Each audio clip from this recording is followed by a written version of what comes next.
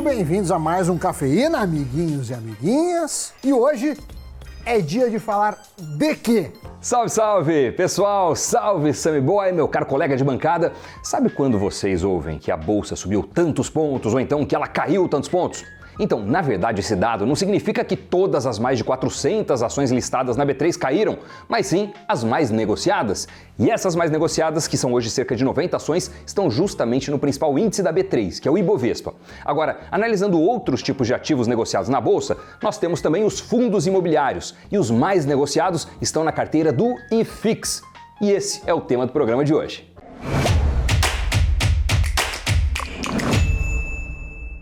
Exatamente, Doni. O IFIX tem hoje 106 fundos imobiliários, mas lembrando que esse número muda a cada 4 meses quando a carteira é rebalanceada. Isso significa que são feitas 3 trocas na carteira do decorrer do ano, podendo entrar novos fundos ou até sair outros. Agora, em setembro, passa a valer a nova composição, que, segundo a prévia divulgada no meio de agosto, deve contar com um fundo a mais no total.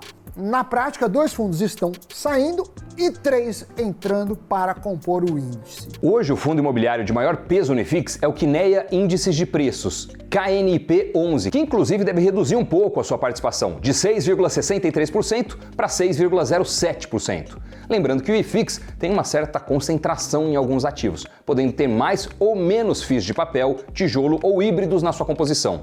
Antes da pandemia, quando a gente tinha um cenário de juros nas mínimas e inflação também baixa, os fundos de tijolo dominavam. Eles eram os preferidos dos investidores porque entregavam bons yields anuais, além de uma boa valorização nas cotas. Um cenário que é o oposto hoje. Exato. Atualmente vemos que os fundos de papel foram os que desempenharam melhor na crise causada pela pandemia e pelo cenário macro, com juros nas alturas e inflação comprometendo o bolso de todos praticamente. Logo, são os que estão pagando maiores dividendos. E é exatamente esse tipo que domina o IFIX hoje, antes dominado pelos fundos de tijolo.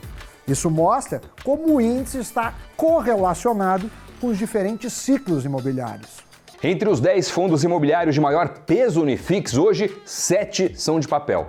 Como eu já disse anteriormente, o KNIP11 é o FII de maior peso. Esse fundo investe em títulos de dívida imobiliária, que são chamados CRIs. Logo, ele está, de certa forma, atrelado à variação da Selic e do IPCA, o que significa que inflação e juros em alta aumentam os rendimentos desse fundo imobiliário. No entanto, se pegarmos os FIIs que fazem parte do IFIX de um ano para cá, no sentido de maiores cotas e yields, vamos encontrar fundos que não são os de maior peso no índice. O FII RZAK11, que lidera o maior retorno das cotas, com 27,5% em 12 meses, encerrando aí no dia 18 de agosto desse ano. Já o maior yield pago em igual período foi do fundo ARCT11.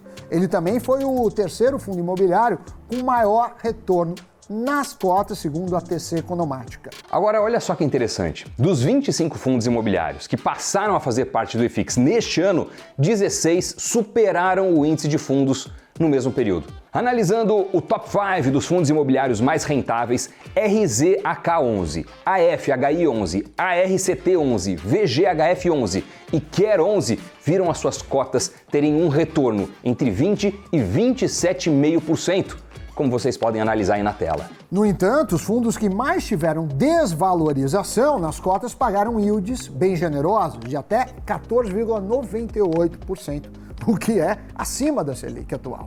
Agora, será que esses fundos que passaram a fazer parte do IFIX tiveram esses resultados antes de entrarem no índice? Quero dizer, o fato do fundo imobiliário entrar no índice significa que ele será mais lucrativo para o investidor, Doni? Boa pergunta, Sammy Boy. Quando a gente olha para o retrovisor, um ano antes desses fundos fazerem parte da carteira do IFIX, a gente vê que o retorno da maioria das cotas foi menor no período, o que significa que entrar para o índice acabou sendo mais lucrativo.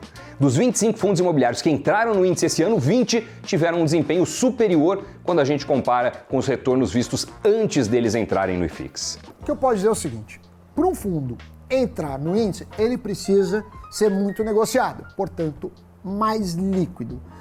E, de certa forma, quando ele ganha essa tração, ele pode até dar uma ajuda no retorno, mas está longe de ser um sinônimo. Inclusive, o analista do Nuinvest, o José Falcão, recomenda apenas fundos imobiliários que estejam no IFIX. Segundo ele, são fundos mais robustos, com maior liquidez, giro diário, que traz uma segurança para o investidor. Mas é claro que nesse levantamento que a gente trouxe é preciso ponderar as causas pontuais que levaram às maiores valorizações das cotas, assim como os yields parrudos entregues nesse ano, mesmo em casos de cotas negativas. Assim, a gente não isolou a resposta apenas ao fato desses fundos terem entrado para a carteira do IFIX. Se você que nos assiste não gosta de ler sobre fundos imobiliários, entender estratégias dos gestores, quanto pagou ou deixou de pagar em rendimentos, mas ainda assim quer investir na modalidade, uma dica que eu dou é via ETF. Nesse caso, existe o XFIX. Esse é o primeiro fundo de índice que acompanha um benchmark de fundos imobiliários. Ele tem uma taxa baixa de administração de 0,3% ao ano, até porque a gestão é passiva, né? Tem que replicar o IFIX. Certo, Doni? Bom ponto e boa dica, Sammy Boy. Só que, diferentemente dos fundos imobiliários, o XFIX 11 não distribui dividendos. Isso porque no Brasil, ETFs não podem pagar proventos. No entanto, esses ganhos são recebidos de forma indireta pelos investidores, porque o rendimento dos fundos é revertido na aquisição de novas cotas. Com isso, o patrimônio líquido do ETF aumenta e assim o fundo se valoriza. O que vale dizer só, Doni, é que o ETF replica, mas às vezes ele não é idêntico, seja porque não necessariamente o gestor comprou todos os ativos e tem a taxa de administração. Então pode dar alguma diferença sim. Exatamente, então pode ter aí uma diferencinha de rentabilidade, né? E tudo bem, você está escolhendo um ETF, você não está tendo o trabalho de pesquisar cada fundo, escolher um fundo de tijolo, um fundo de papel, que tiveram desempenhos diferentes no pré e no pós-pandemia, mas você tem o desempenho do setor como um todo de fundos imobiliários. Fica aí a dica, a possibilidade de você investir via ETF. Você já conhecia esse ETF? Comenta aí pra gente e também já aproveita para deixar seu like e se inscrever no nosso canal, hein? E agora, vamos pro Giro de Notícias. Pelo menos 11 empresas da Bolsa Brasileira devem pagar dividendos ou lucro sobre capital próprio em setembro. Levantamento feito pela Invest News entre 1º e 31 de agosto deste ano mostra que a maior quantia a ser paga será de 1,7 bilhão de reais. O valor deverá ser desembolsado pelo Banco Santander. Em contrapartida, a Energisa é quem pagará o maior valor por ação, cerca de R$ 1,16. As micro e pequenas empresas foram responsáveis por 7 em cada 10 vagas de trabalho formais criadas em julho deste ano. O levantamento foi realizado pelo Sebrae a partir de dados do CAGED. Os pequenos negócios apresentaram um saldo positivo de 176,8 mil novas contratações contra um saldo de 50,6 mil postos de trabalho das médias e grandes empresas. Jorge Paulo Lemann, cofundador do Grupo 3G Capital, é o homem mais rico do Brasil. De acordo com a lista de bilionários da Forbes, o investidor tem patrimônio de 13,7 bilhões de dólares e fica com a 133ª posição no ranking de pessoas mais ricas do mundo. Em seguida está Marcel Herman Telles, também sócio da 3G Capital, e Eduardo Saverin, do Facebook. Notícias giradas. Queria perguntar para você já está inscrito no canal? Se inscreva, dá aquele like, ative as notificações, deixe seu comentário.